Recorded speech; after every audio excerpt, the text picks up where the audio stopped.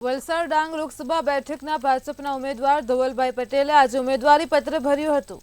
ઉમેદવારી પત્ર ભરવા ઘરેથી નીકળતા પહેલા પરિવારજનો સાથે પૂજા આરતી કરી હતી।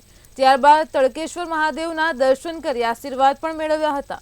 ઉમેદવારી પત્ર ભરવા પહેલા જ ભાજપ દ્વારા શક્તિ પ્રદર્શન સ્વરૂપે વિજય શંખનાદની સભા યોજી હતી અને જ્યાં સાધુ સંતોએ સભા મંચ પર મંત્રોચ્ચાર સાથે ઉમેદવાર ધવલ પટેલને વિજય તિલક કરી આશીર્વાદ પણ આપ્યા છે। તો સભાને સંબોધતા ધવલ પટેલ અને ભાજપ અગ્રણીઓએ ભાજપ શાસિત સરકારોના વિકાસના કામો અને જનકલ્યાણકારી યોજનાઓને યાદ અપાવી લોકોનું સમર્થન માંગ્યું હતું। મહત્વપૂર્ણ છે કે વલસાડ લોકસભા બેઠક જે પક્ષ જીતે છે તે જ પક્ષની કેન્દ્રમાં સરકાર બને છે। અત્યાર સુધી આ લોકવાયકા સાબિત થતી આવી છે। તો સભામાં પણ આ લોકવાયકા યાદ કરાવી ફરી એક વખત આ બેઠક પર ભાજપ 5 લાખની લીડથી મતથી જીતશે અને કેન્દ્રમાં નરેન્દ્ર મોદીની આગેવાની હેઠળની સરકાર બનશે તેવો આત્મવિશ્વાસ પણ વ્યક્ત કર્યો હતો। ધવલ પટેલે પણ સભાને સંબોધતા પોતે જીત્યા બાદ 5 વર્ષ સુધી આ વિસ્તારના વિકાસ માટે હંમેશા પ્રયત્નશીલ રહેશે તેવી ખાતરી આપી હતી।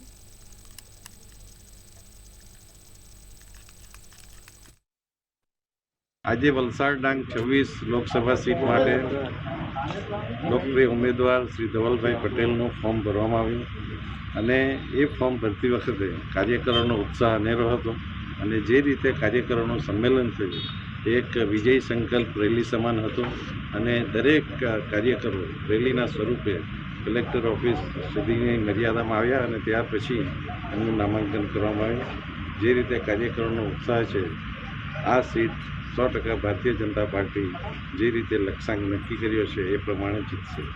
ભગવાનની પ્રાર્થના કરીને પહેલાં પબ્લિક રોડ શો કર્યો, સભા કરી અને ત્યાં અપાર જન સમર્થન અમને લોકોનું મળ્યું। સ્વયંભૂ લોકો પૂરા 7 વિધાનસભામાં આવ્યો અને દરેક લોકોએ સંકલ્પ લીધો છે કે મોદી સાહેબે જે છેલ્લા 10 વર્ષમાં અનેકો વિકાસોના કામ કર્યા છે અને આવનારા 10 વર્ષમાં જે કામ કરવાના છે એના થકી બધા લોકોએ વિશ્વાસ જતાવ્યો છે કે આ વલસાડ લોકસભા સીટ 5 લાખથી વધુ માર્જિનથી જીતવાના છે।